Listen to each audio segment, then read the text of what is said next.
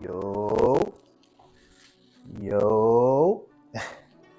Happy New Year, 2026. Hey man, I want to welcome y'all to my first episode. This is episode 1, January 1st, 2026. The Vision is Real channel. Thank y'all for supporting. Thank you for pulling up. I want to have fun with this. I want to explore different topics, have different conversations, want to connect with the younger people, man, like the younger fellas out there and the younger ladies. I feel like something's missing with the younger generation, man. We all know it, and I don't mean to beat up on Gen Z, but we all know they missing out on something. So I'm not gonna call myself unk, but I'll let the community, give me that title. But I will say I want to be that like big bruh to y'all and give y'all, some of my wisdom and some of my experiences over the years, especially being a born and raised New Yorker, having lived in several different places, went through several different experiences. I think I got something to share with you all, and I hope y'all pull up and get something from it. Again, Happy New Year. This is 2026. It's been a year in Houston. Great city. I love it out here. A lot of good people, a lot of good food. I love Houston, man. When I first moved out here, I didn't really know how I was gonna go. I knew it was a life event move. So when I came out here, once we made the decision that we was gonna come out here, moving from Southern Florida, I was like, I don't know how this is gonna go. I really don't. But I came out here. It's been about a year. We got here in the top of 2025, and here we are in 2026, and it's been a crazy year, man. It's been full of love. The Houston people is like, they dope, man. They really dope. They warm. It's like you get that true Southern hospitality down here. The food is great. The people is great. The city is dope. I feel like the city is like the best kept secret. I know a lot of people know about Houston, and they know about the nightlife down here, but for me, it's been so much more than that. It's been so much more than that. It's something about the warmth of, I don't know if it's because I came from South Florida, where people there can be real edgy and, a little cutthroat and a little fake even.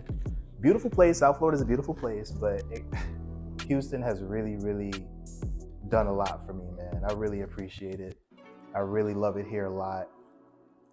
I gained some pounds here. If you know, you know. If you've been to Houston, if you visited Houston, if you've lived in Houston, I'm sorry if I can hear the fireworks outside. Like I said, it's about 12:20 here in Houston, and they still going on. But if you visited here in Houston, or if you lived here in Houston, you already know, man. Like, if you come here, if you don't stay on the gym, you're gonna gain some weight here. I gained about 27 pounds this year, so obviously I got some weight to lose, but it's so hard because everything in this city is so great, from the 5-star restaurant to the hole in the wall. It's all magnificent. And then you got that Louisiana influence right next door. They all come over here, and they spread their food influence. So it's so hard to say no to the food options here, but I love this city. I promise to only give the best of myself to Houston. I'll only give the best of my talents, and the best of my gifts and the best of my knowledge. I'm a visitor here. I'll always consider myself a visitor to this city. And this entire year, I have no bad experiences here, none. And for that, I'm eternally grateful to this city. And again, I'll only give it the best of me.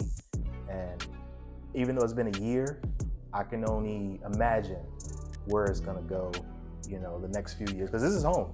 I'm not going nowhere. This is last stop. I'm older.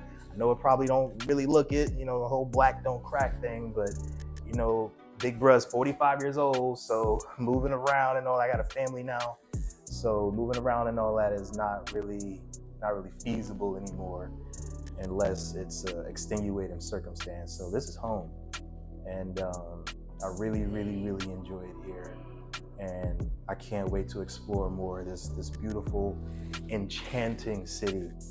So, that saying that NASA has, Houston, we have a problem. It's just like, nah, I'm like, Houston, no problem. I love it here. Thank you for being so gracious. Thank you for inviting me into y'all city. And everywhere I go, I get nothing but love. Jay, we love you. We love you. Thank you. Welcome to the city. Welcome. Everywhere I went, whenever I tell them I'm from out of town, I moved from out of town, they say, well, welcome to Houston. This is the first, I've lived in several different places, and this is the first city that everybody I speak to that's a native of here, whenever I say I'm not from here and I just moved here, they say, welcome to Houston. You're gonna love it.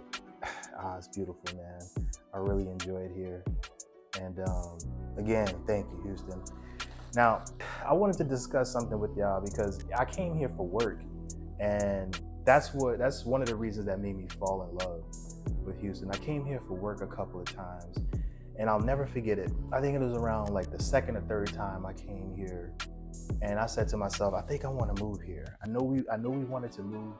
I know we wanted to leave South Florida, and I told myself, I think I want to move here. I came here and visited, and it was just a vibe. It was just a feeling about this city, and I couldn't put my finger on it. And I told myself at the top of 2024, I came here for work, and on my way out driving back to the airport, Bush International, at the top of the city, I told myself, I'm like, I'm gonna move to the city a year from now.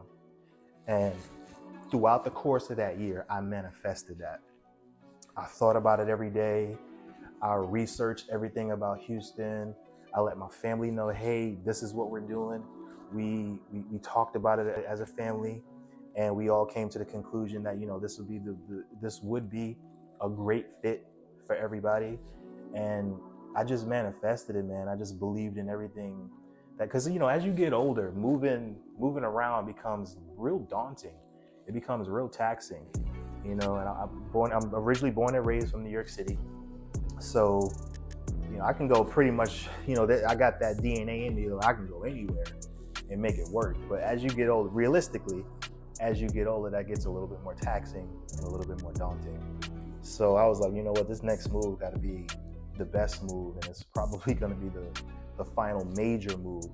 So I just, you know, manifested. I thought, I kept believing, I kept researching, I kept looking into things about the city. We got some family here, was talking to them about it.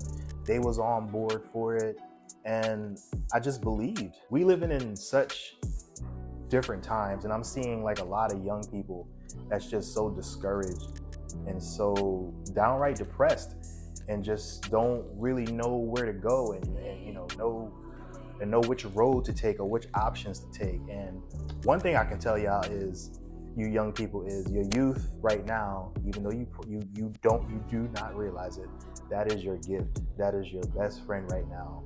And whatever major moves that you want to make, it's best to do it while you're young. I did. When I left New York City, I moved to South Florida. I moved to South Florida when I was 28 years old. And even though I moved there young, and, you know, I moved there on a shoestring budget and a wing and a prayer, you know, I made it work. I would tell any young people that's in any of these major cities, if you're from where I'm from, New York City, if you're from Miami, if you're from Chicago, definitely if you're from Los Angeles. I don't know what the hell is going on in California, but, you know, that's a whole nother story for a whole nother episode. We'll get into that down the line. But anybody in any of these major cities, especially you young people, you know, you Gen Z, or you you younger millennials. I'm what they consider a geriatric millennial, Gen X. I'm more so a millennial though. But I would say any of the young people in any of these major cities that just, you can't make it work, you know, open your options, explore your options, get outside of these major cities. I've been through, you know, I'm blessed to have traveled extensively for work as well as personally. And there's a lot of great, beautiful cities in this country. I know you may think that the jobs and the opportunities just kind of, you know, are in the major cities, and they are, but they're elsewhere as well.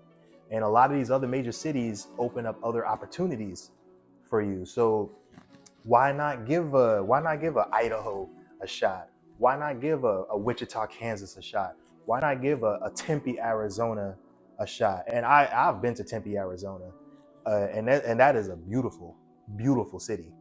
I know that the summers in Arizona can be real terrible. Like the heat out there that's the hottest in my entire life. That's the hottest heat I've ever felt. And I've been in the Caribbean. I haven't been to Africa or anything yet, but that is the hottest I've ever felt. But hey, like, give these other places a shot. You never know where opportunities await you on the other side when you just make that leap.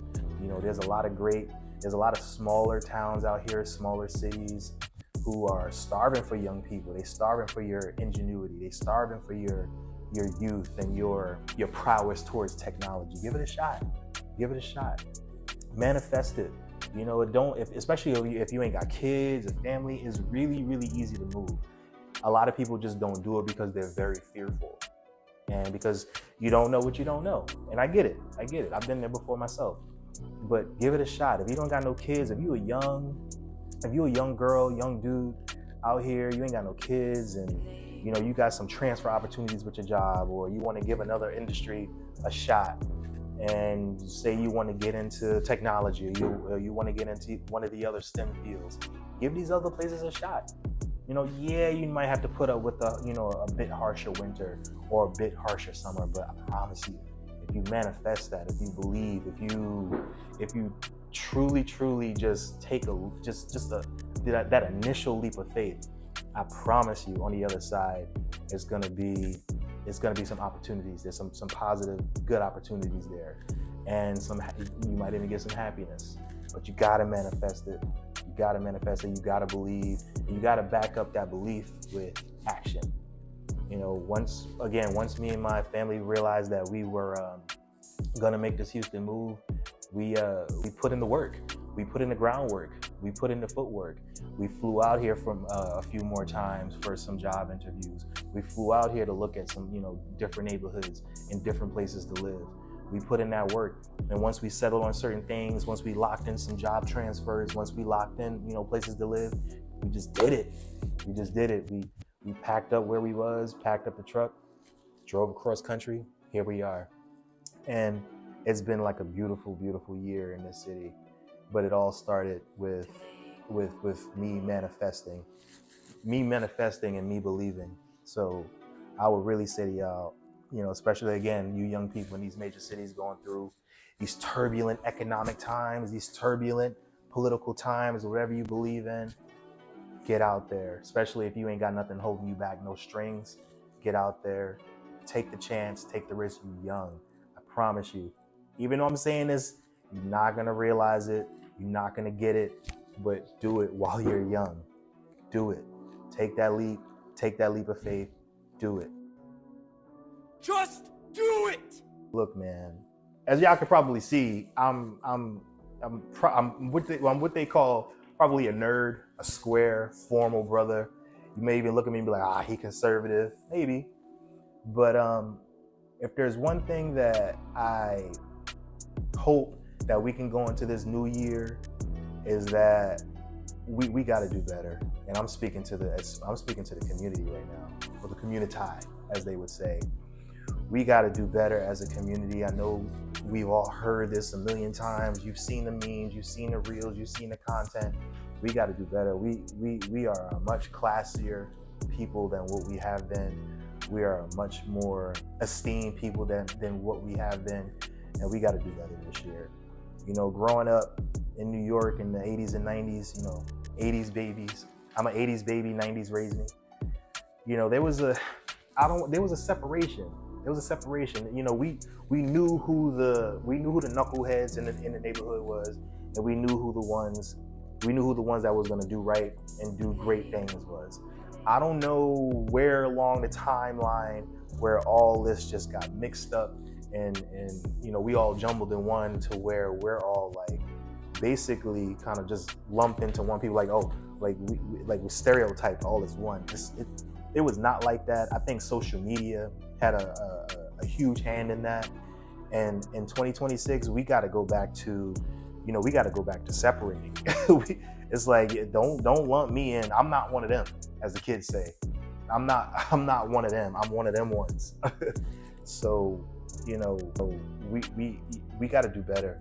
And those ratchet, types in the community, hey man, y'all making us look bad out here. 2025 was not good. We saw what y'all did to Carnival. We saw what y'all did to a lot of these vacation spots. And this ain't racism. And I'm not gonna we're gonna get into all that, later on. But there's class, and then there's racism. And what you're being judged on is your class level, and we all seen it. So I don't know where along the timeline that we all just got jumbled into one. And now we'll go to like a nice restaurant, and and we'll see, a group of fellow Black people, just exhibiting like no class at all. And that's not a good look. There was a point in time, back in the day where, those types hung out with their type. We ain't know where they hung out at. Actually, we kind of did, but they stayed to themselves. And somewhere along the line, they just integrated themselves in like these classy environments. And at this point, it's just not a good look. We got to get away from that. And if I had to say something to my classy Black folks, my intellectuals, my conservatives, my nerds, my bookworms, my Black folks, my Black Americans who just aspire for more and who aspire to be better, we got to get back to running the community. We got to get back to running the culture, because that's what we once did. I think we all see those reels that pop up on our social media. Oh, this is what it was like in college in 2000. This is what it was like in high school in 1998 or 99. I graduated high school in 98. We seen those reels. We used to run a community. We ran a community. I don't know where along the timeline that the less desirable of our community, the ratchets, the YNs, the niggas basically started running things and speaking for the community. I'm like, and I think I'm not the only one. I'm speaking for a lot of us. Like, when did that happen? When did that take place? When did the niggas start running everything? When did hoe culture take over? You know what I'm saying? When did YNs become like the spokespeople for the community? And I think we all kind of came to like a head in 2025. Like, something got to change. So I'm speaking to my classy Black Americans. We got to go back to running the community. So we got to like step up. We got to speak out more. Y'all need to start podcasts and start channels like this to where we go back to running the community. So these younger people can look to us. Like, I'm so glad the quarter zip trend, popped off, a couple months ago. That was such a good look. That means that kind of shows me that we might be trending in the right direction. I was seeing, a lot of YN reels for a long time. So I started seeing like those quarter zip reels, and I was like, okay, this could be good. We trending in the right direction. I think we doing it kicking and screaming, but we heading in the right direction. So again, we gotta do better this year. I know that probably sounds real cliche, but we really do. We really got to step up the class. We really got to watch our actions out in these public spaces, because stereotypes are earned, believe it or not. They're not, and a lot of this stuff has nothing to do with race. And a lot of things that's going on in the country right now, and I'm not going to get political on this first episode, but a lot of things that's going on out here is not race, it's class. It's not a race war, it's class war. But again, I'm going to leave it right there, and we're going to discuss that another time. So this is 2026, y'all. This is 2026. This is a very, big year. If you're spiritual, or, if you add up 6 and a 2, rather, 26, that gives you the number 8. If you lay that 8 down, that's the infinity root. That means this year could be full of limitless potential, limitless opportunities, limitless money, limitless, opportunities to grow where you are, to grow your business, to get that promotion, to get that degree, to get that certification. This is one of those big years. This is one of those big years. So, let's make it happen. This is January 1st. It's about 12:37 here in Houston right now. And let's make it a big year. Now, it's hard. It's hard. And I'll be one of the first to admit things nowadays are much more competitive, much more complex, and much more expensive, but we can do it. I think it takes a lot of planning. I think it takes intentional planning. So once upon a time, we're like, all you need is a degree. All you need is a degree, and you can go out here and make it happen. I think we all know that those days are over. You still need the degree. You still need the certification, but you need the particular degree. You need the particular certification. Y'all young people need to start getting into professions, getting the proper training, getting the proper certifications, getting the proper education, and getting into fields that's going to benefit society, benefit the town you live in, benefit the city you come from. Long gone are the days where you can get a degree, get a high-paying job, being just a basic or mid-level administrative, associate at any given company. Long gone are those days. You really, really, really have to put your best foot forward, and you really got to it's about focused. It's about getting focused education and focused resumes out there and focused certifications. I really, really implore y'all to get into the STEM field, get into technology. I know everybody thinks right now that AI is going to just, crush out 70, 80% of the jobs out there. That's not true. That is not true. There's still plenty of jobs out there. Even if you have to start low and build yourself up. If there's one thing that I have to tell y'all young people, because a lot of y'all got it twisted, is aside from having the knowledge, and aside from having the degrees and the certifications, you need to be a cultural fit. You have to fit in. A lot of these companies are not even necessarily too interested in how educated you are, or how many degrees you got, or how many certifications you got. They want to know, can you come in here and I like you? I got to see you every day. Can we like you? Can you get along with us? Yeah, a lot of these days is going to seem redundant and fake, and I know how the community is. A lot of black folk want to, behave at work like they behave at the cookout, and it don't work like that. It doesn't work like that. You got to play the game. This is all a game. This is not feelings. This is about green. This is about money. This is about taking care of your family, and this is about taking care of your bills, and this is about running up a bag. You got to be a cultural fit in these places. You really do. In 2026, whoever's out here searching for a job, you sending out 100 resumes a month, you going on interviews, you got to go in there and not just explain how much education you have and how much but you got to make that person like you. I would get in there and I would start talking about that interview. Like, how's your family? Like, what do you think about this place? These jobs want to make sure that you're not a whistleblower. They want to make sure that you're not going to come in there and be a knucklehead, and you're not going to come in there and have an attitude and be problematic every day. Fit in, talk that talk around the water cooler, talk that talk, walking from cubicle to cubicle.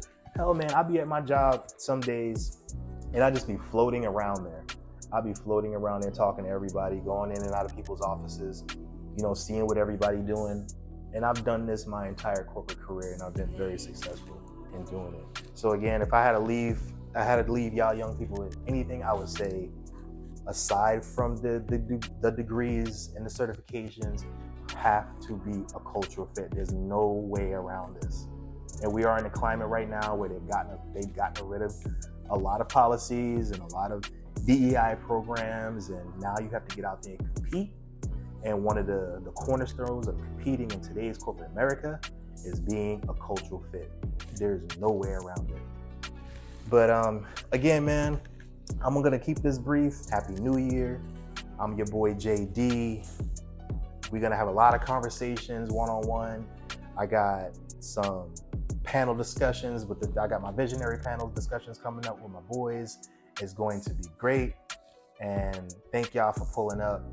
And I'll see y'all soon.